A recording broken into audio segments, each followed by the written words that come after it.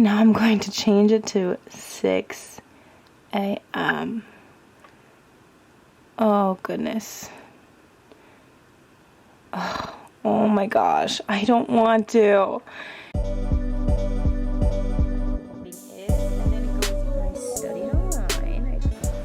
Hey guys, here's Katana Isabella and I'm back with a new video. This time, as the title suggests, we're going to talk about the that girl trend.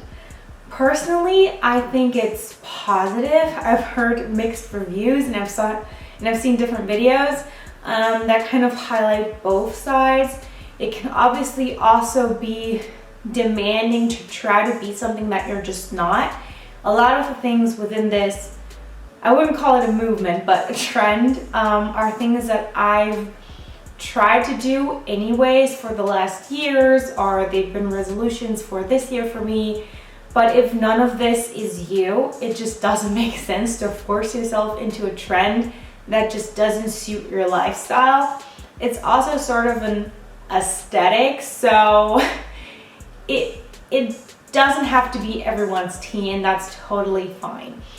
If you have no clue what I'm talking about, the that girl trend kind of derived from TikTok, and it's this trend that kind of, or it's at least supposed to get you motivated to be very productive, I'd say. To be very productive, but it's more than just that. It's this avocado toast green smoothie type of deal. So it's also part of an aesthetic, and it's a lot, but I think personally what I take away from it is motivating me to be productive and just get my together, which is something I've tried this year anyways. And I think it's perfect for me because so many things on my resolutions list for 2021 kind of go in this direction, and it's a good way to just see how far I've come this year and what are the things that I actually do and the things that I don't do. So yeah, I hope you enjoyed this video, and let's get into the voiceover.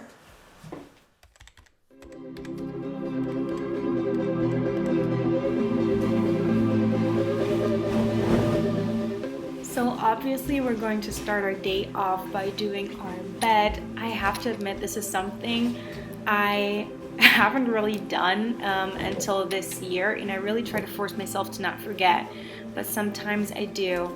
Still, this is one of those things that really just gets you set for the day. The next thing that is absolutely mandatory for this trend is lemon water. For the necessary lemon juice, I wanted to use these, but we also have this in the fridge, so I'm just going to use some of that. Oops, I don't know if that was too much, but probably yes. And this is just one of those ways to make me drink more water, because I never drink enough ever at all. Either way, I do eat, and at least I try to eat healthy most days, but I've never really tried what I'm doing right now. The night before I filmed this, I saw a YouTube video from Rachel Ama, and she's like a vegan chef, I think, or at least makes vegan recipes, and I saw this breakfast recipe and I had to recreate it. And yeah, it's basically just like smushed chickpeas with spinach, and I just happen to have those things at home on sliced and like roasted toast. So that's what I had, and it was absolutely amazing. It tasted so good, and I totally recommend her channel, and also just generally switching things up. Personally, I love following other people's like recipes because it gets me to like switch up what I'm eating, because most of the time, especially for breakfast, I eat the same thing over and over. And here's my finished product, and it was delicious. Something I don't usually do in the morning, but I tried for this time around, was to journal. At the beginning of the year, I kind of thought of different resolutions, as I said in my intro, and then also of habits that I wanted to create. And on top of that, I created different spreads in my bullet journal just to keep me on track. One of them is this, in my opinion, gorgeous books that I read spread, just to like, I don't know, remember what books I actually did read, because my goal is to read 2 books a month. And here's just like a quick book recap that I did for one of the books that I did read. Another thing that I usually do in the evenings before going to bed, but I also can do in the morning, of course, is kind of checking off things, or at least writing things down that I want to get done during the day, and I have an app called Productive for that, but most of the time I just write it by hand. And of course, who would have thought working out? You know, that's just one of those things.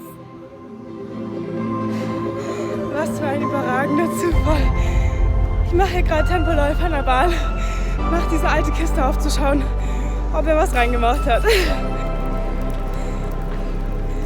Und siehe da. Geil, oder? And ever since I found those like mini hurdles, I've been using them every once in a while, and it's super nice just to have hurdles whenever I can't get to my actual track and hurdle there. But now that I'm thankfully vaccinated, there will be less restrictions for me anyways.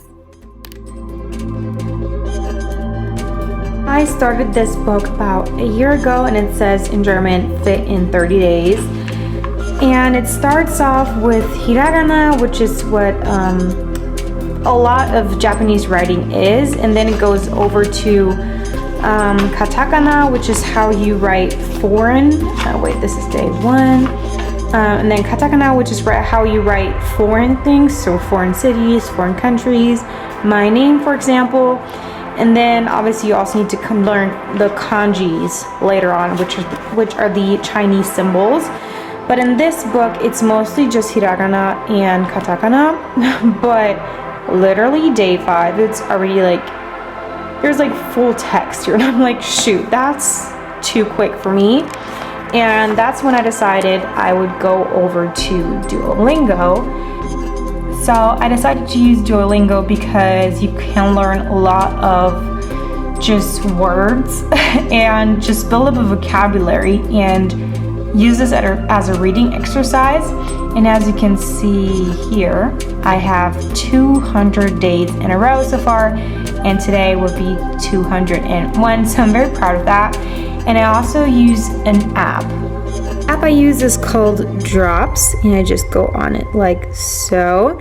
And then you get 5 minutes every 10 hours. So usually I get to do 2 a day, 1 in the morning, 1 more in the evening. And because I have such a big streak, I already got 1 minute extra for today, which I still have to do. So my streak is 132 days. And yeah, I'm still in the beginner category. I'm learning lots of vocabs and just reading exercises. And this is mostly teaching you kanji. So I hope that it will be easier for me to read sooner or later. And just because I started Japanese, I didn't want to forget about the other languages I've been learning for a lot longer than that. So I tried to keep up with my Spanish vocabs as well, just to not forget all of them.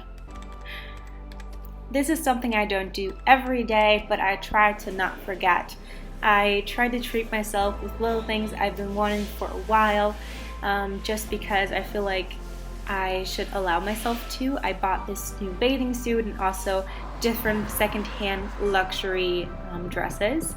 My boyfriend and I went on a pretty spontaneous trip to the south of France where we saw these lavender fields, and we also, that was in June, and we also just came back from a vacation in Portugal, and it was absolutely amazing, and this is something I truly try to do more often. And speaking of things I want to do more regularly, would definitely include visiting my best friend. She lives about 4 hours away, which is quite far in a country like Germany. So I visited her last weekend, and it was absolutely amazing to finally see her for more than just a couple of hours when she visits home. And we also, being my boyfriend and I, threw a cocktail party for friends and colleagues, and it was such a blast. And the last thing I want to include here is to celebrate your achievements. This year I got to work for the Olympic broadcast in Munich, or for Germany, and I'm just going to allow myself to be proud of myself. Thank you so much for sticking it out and making it all the way to the end of this video. I hope you enjoyed it. I hope you can take something away from this that will be positive for you, just as I've tried to take something positive away from this trend. You don't have to do everything that I did, and obviously there are going to be things that I'm not doing that you would love to do. So yeah, if you have anything you would like to add, just comment down below and let me know, and I hope to see you guys in the next video. And yeah, until then, bye.